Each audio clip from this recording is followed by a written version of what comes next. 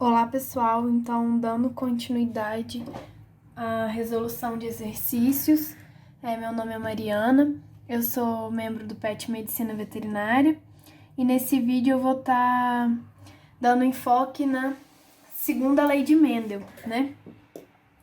E como para essa lei, o primeiro exercício ele fala assim: foi realizado o seguinte cruzamento em carneiros. O meu pai 1 era de gordura branca e cauda curta, cruzando com o pai 2 de gordura amarela e cauda longa. E como segregação na minha FI1, eu tive 100% de gordura branca e cauda curta. E aí no exercício ele mostra também quais foram os fenótipos observados, né? Bem como a frequência de cada um deles, de cada fenótipo. E aí, como para a primeira pergunta, né?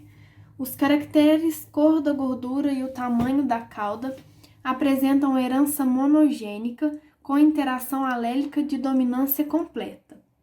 Então, considerando a segregação observada para os dois caracteres simultaneamente, ou seja, qual segregação observada? Essa aqui. Quais as proporções fenotípicas esperadas na geração F2? E aí pediu para a gente testar a hipótese proposta em 5% de probabilidade. Bem, então o que a gente vai fazer primeiramente? Solicitou aqui no exercício as proporções fenotípicas na minha F2. Só que, o que é a minha F2? A minha F2, ela corresponde ao intercruzamento da F1. Então aqui, como foi dito que a minha F1 teve 100% de gordura branca e cauda curta, eu posso inferir que esse fenótipo, ele carrega os alelos dominantes. Se a gente for pensar por se tratar da segunda lei de Mendel, é um caráter que é controlado por 2 genes, sendo eles cada um composto por 2 alelos. E aí, como ter sido 100% gordura branca e cauda curta, eu posso inferir que ela está carregando esses alelos dominantes. E aí eu simbolizei aqui com F e G. F traço, Fzão traço, Gzão traço. E os indivíduos de gordura amarela e cauda longa seriam os que carregariam os fenótipos de duplo homozigoto recessivo. Fzinho, Fzinho, Gzinho, Gzinho.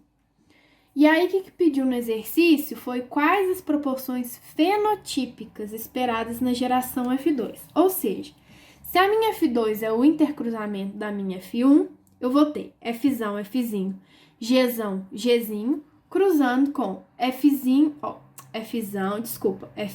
Fzinho, Gzão, Gzinho.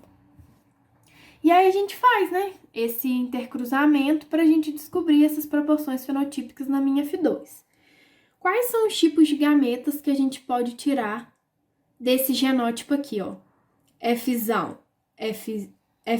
Gzão, Fzão, Gzinho, Fzinho, Gzão e Fzinho, Gzinho. A mesma coisa para esse outro genótipo aqui. Aí a gente representa um em cada coluna. E vai fazendo o cruzamento, ó. Fzão com Fzão, Fzão, Fzão. Gzão com Gzão, Gzão, Gzão. Fzão com Fzão, Fzão, Fzão. Gzinho com Gzão, Gzão, Gzinho. Fzinho com Fzão, Fzão, Fzinho. Gzão com Gzão, Gzão, Gzão. Fzinho com Fzão, Fzão, Fzinho. Gzinho com Gzão, Gzão, Gzinho. E assim por diante. E o que a gente pode observar? Como a gente estabeleceu os fenótipos que carregam os indivíduos, os alelos dominantes, né? Como os de gordura branca e cauda curta, a gente vai observar 9.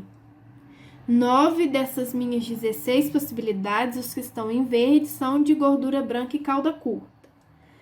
3 deles vão carregar somente o alelo Fzão como dominante, então vai representar pra gente das 3 possibilidades em 16 de gordura branca e cauda longa. Aqueles indivíduos que carregaram Fzinho, Gzão traço, esse genótipo, que foram 3, os que estão em azul, vão apresentar o fenótipo gordura amarela e cauda curta. E os indivíduos que foram duplo recessivos, que foram os de gordura amarela e cauda longa, que foi somente um entre as 16 possibilidades. Então, fechamos. Essas foram as nossas proporções fenotípicas na minha geração F2. Porém, aqui no exercício também está sendo pedido para a gente testar essa hipótese com 5% de probabilidade. Então, qual que foi essa minha hipótese genética? Essa hipótese genética, eu tô inferindo que ela segue a segunda lei de Mendel. Se ela segue a segunda lei de Mendel, a gente pode falar que é um caráter controlado por 2 genes e cada um deles com 2 alelos.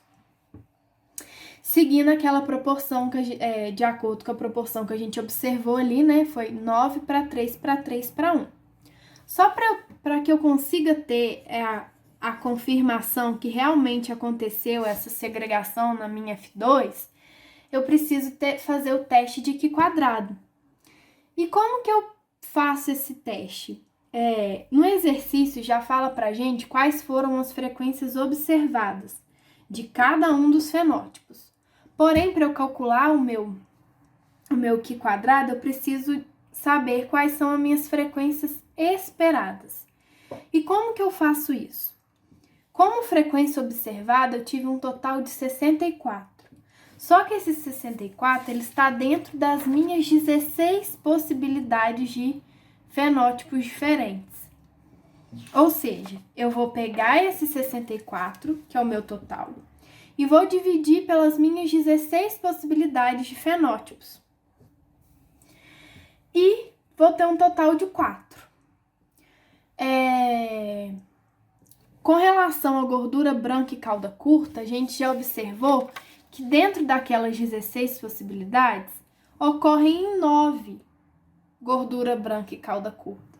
Dessa forma, a gente vai multiplicar, então, esse 4 por 9, que corresponde à proporção de gordura branca e cauda curta dentro dentro dos 16, né? E 9 vezes 4 daria um total de 36. Assim como também gordura branca e cauda longa. É um total de 3 em 16. Então, vou multiplicar 4 por 3, 12. Fenótipo gordura amarela e cauda curta. Gordura amarela e cauda curta. 3 sobre 16. E o amarelo e cauda longa, 1 sobre 16. Então, aqui, ó. Gordura amarela e cauda curta foram 3. Então, 4 vezes 3, 12. Gordura amarela e cauda longa foi 1. 4 vezes 1, 4. Então, agora a gente já pode partir para o cálculo propriamente dito. E como que calcula o Qi quadrado? Ele é calculado pelo somatório das frequência observada menos frequência esperada, elevada ao quadrado dividido pela minha frequência esperada. Então, primeiramente aqui, ó, com relação à gordura branca e cauda curta, a minha frequência observada foi 40. Então, coloco 40 aqui. Menos, qual foi a minha frequência esperada? 36. Elevo ao quadrado e divido pela minha frequência esperada, que nesse caso foi 36. Mais, porque é somatório. Agora, com relação à gordura branca e cauda longa. A minha frequência observada foi de 11, menos a frequência esperada, 12, elevado ao quadrado, dividido pela frequência esperada, que é 12. Mais, agora com relação à gordura amarela e cauda curta. A minha frequência observada foi 9, menos a minha frequência esperada, que foi 12, elevado ao quadrado, dividido pela frequência esperada, que também é 12. Mais, agora com relação à gordura amarela e cauda longa, eu tive uma frequência observada de 4, menos minha frequência esperada 4 elevado ao quadrado dividido pela minha frequência esperada, que é 4. Somando cada um desses, eu vou ter um total de 3,527. Porém, para a gente fazer essa comparação, a gente precisa consultar a tabela, aquela tabela de distribuição. Eu não estou com a tabela aqui, mas ela funciona da seguinte forma. A gente calcula os graus de liberdade, que grau de liberdade ele vai simbolizar o quê? Ele é a quantidade de fenótipos que apresentou na segregação menos 1, ou seja, a gente teve 4 fenótipos. Menos 1, 3. Então, no cantinho esquerdo da tabela, a gente procuraria 3 e ia intercruzar com os 5% de probabilidade, que foi o que foi pedido no exercício para a gente testar essa hipótese. E ao fazer esse intercruzamento, na tabela, o Q quadrado está dando um valor de 7,815. Então, o que a gente pode concluir sobre a nossa hipótese? Que o Q quadrado calculado, que teve um valor de 3,527, ele é menor que o tabelado, que é 7,815. Por quê? O que a gente pode... Por que não, né? Desculpa. O que a gente pode inferir disso? Se ele é menor, se o calculado é menor que o tabelado, a gente pode aceitar essa hipótese. Os valores, eles não vão variar do esperado. Então, realmente está de acordo com a segunda lei de Mendel. Está seguindo aquela proporção de 9 para 3 para 3 para 1. Ou seja, está de acordo com a segunda lei de Mendel, são genes independentes com 2 alelos cada. Dando continuidade no exercício, né? Como letra B, ele pergunta assim: qual o resultado esperado do cruzamento teste dos animais da geração F1? O que significa esse cruzamento teste? Bom, cruzamento teste significa você fazer o cruzamento da geração F1, que a gente já estabeleceu estabeleceu e provou que realmente é o fenótipo e o genótipo. O genótipo correspondente é Fzão, Fzinho, Gzão, Gzinho. E por se tratar que tá pedindo aqui, né, o cruzamento teste significa cruzar com um genitor recessivo, ou seja, o que é duplo homozigoto, Fzinho, Gzão, Gzinho. Então, quais são os tipos de gametas que tá pedindo o resultado, né? Tanto de segregação genotípica quanto de segregação fenotípica. Proporção, né? Desculpa. Quais são os tipos de gametas que saem desse genótipo aqui? Fzão, Gzão, Fzão, Gzinho, Fzinho, Gzão e Fzinho, Gzinho. Cruzando com o duplo recessivo. Quais são os tipos de gametas que sairiam daqui? Fzão, Fzinho, Gzinho, o único tipo de gameta. E aí, ao fazer no quadro tipo N aqui, né? Fzão, Fzinho, Gzão com Gzinho, Gzão, Gzinho. E assim por diante. A gente vai ter um quarto para cada fenótipo. Então, aqui, qual o resultado esperado desse cruzamento teste? Essas seriam as minhas proporções genotípicas. E esses aqui, as minhas proporções fenotípicas. E por último, o exercício traz o seguinte problema.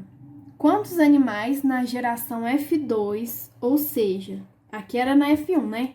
Agora está pedindo na F2, devem ser obtidos para ocorrer pelo menos 10 animais de gordura branca e cauda curta, com 95% de probabilidade. Então, a melhor forma para a gente calcular esse tipo de exercício é por meio dessa formulinha aqui, ó. N é igual a log de 1 menos Pzão. Esse Pzão, ele significa a proporção que está pedindo no exercício, aqui, ó. Proporção não, com a probabilidade, né? Esse P de probabilidade, que foi dada no exercício que ele quer saber.